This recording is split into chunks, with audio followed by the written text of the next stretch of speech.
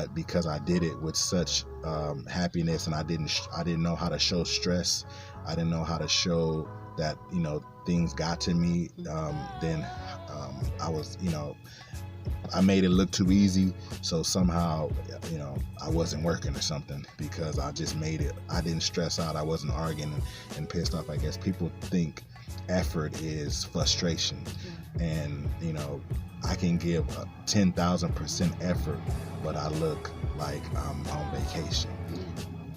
So that's something that I get to do in this relationship. I get to be on vacation, feel like I'm on vacation, but I've completed, and we've completed on so many tasks. And of course, we all have room to grow. We all need to do better every day. But I know just because I need to do better, it doesn't mean I don't get to enjoy today. And that's very important to enjoy today. That's right. You have to live in today. You can't wake up and think about what didn't happen in the past, or what you could have done differently in the past. You have to live in today. You have to. And one of the things I think that help you live the best day every day is to pay attention to the decisions that you make. Because one of my things that I always say is, what about tomorrow? You always have to think about tomorrow. And that's one of the things that I always do. I always think about tomorrow. I'm like, okay, well, I'm feeling like this today, but how am I going to feel tomorrow? And that's because sometimes we all get frustrated with life, just day-to-day things. It happens to everybody, to the best of us, but it's all about your approach on it. It's all about how you handle it, and touching on what you were saying earlier about talking to yourself. That is the most therapeutic thing you can ever do. Try it, like try it one day. Like when I say try it, like the days when you're really pissed off at somebody, instead of saying something to them, say it to yourself. Like literally say it to yourself. Whether you have to get in the car or take a walk, say everything that you were going to say to that person. Say it, and then see how you feel about it. See if that was the best thing for you to say or not. Because sometimes we can correct ourselves. We don't need others to correct us. We can correct ourselves. When you're upset and you're in the moment, you could think of everything to say, Man. But if you say those things to yourself, look in the mirror even and say those things. And if you're still capable of saying it to that person, then you need to reevaluate your relationship. Because when you're upset, you can be mean. You can say some mean things, and it's all out of frustration.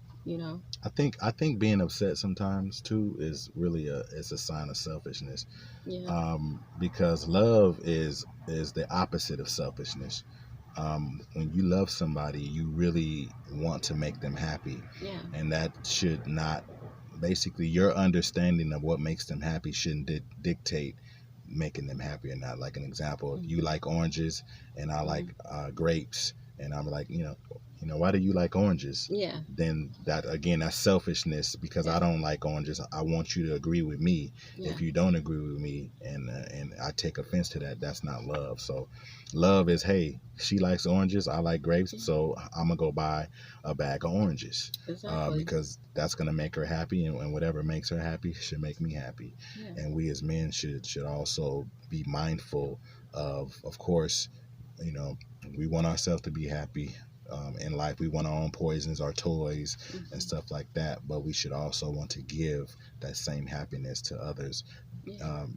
Despite if we agree with it, if we like it, if we enjoy it or not, it's all about doing what makes that person happy. Yeah. Even if it's something that you can't stand, Yeah. if you love her or love that person, it's going to be easy. Yeah. If you don't love that person, it's going to be difficult. Yeah. You're going to find trauma and drama on doing something that makes the other person happy. Yeah. In order to make another person happy, if you got to be satisfied in it, then that's selfishness. Yeah. So it's, love is selflessness. And hate is selfishness. It's all about me, how I feel, what I need, and if you want a present but it has to be my way, then that's not that's not love. Yeah, no, that's not. That's a dictatorship. Not a relationship. So a lot of men, you know, all colors, but definitely black men, um, Asian men, white men, Mexican, Latino, whatever you want to call it, humans at the end of the day. Um, we need to stop being a little selfish when it comes to doing and accepting things that make them happy. An example, if she likes to watch a show that's full of girls and stuff, then you got to sit your ass down. First cuss word of the day, by the way. Sit yourself down and watch it, and just, even if you can't stand it, give it a try. You know what I mean? Because if that makes her happy, you should be in that business. You should invest in that business, because at the end of the day, you've invested your time with her. You've invested your emotional time, your physical time, your mental time with her. Once you do something outside of yourself and experience whatever you think, just ask her whatever floats her boat. You need to be in that boat. And that's not being weak. That's not being timid. That's strong. That's manly. That's positive. That's gangster. You know what I mean? So stop trying to be hard. Stop trying to have your way all the time. It's not, wearing the pants don't mean being in control and saying, hey, I do it this way, my way, the highway. In certain things, of course, we take control as men and stuff like that, but we also got to give control as men. As much control as we take, we also got to give that same control, and we have to be vulnerable to her choices and stuff like that. You gotta let her take the wheel. Sometimes you gotta, because on those moments when you get weary and stuff, if you always got the will and you never give her the opportunity to exercise her control, then if something happens to you, the whole family gonna fall off. So you gotta exercise control with each other. Hey, this week you gonna take the wheel. Next week I'm gonna take the wheel, and vice versa. So that's very important that we as men don't talk about. We don't really share those thoughts and those fears of that. So I'm addressing that. Again, we're going on 33 minutes and 23 seconds. So again, this is episode 3 about the present. So do you want to end it with anything? Anything to say to the women out there?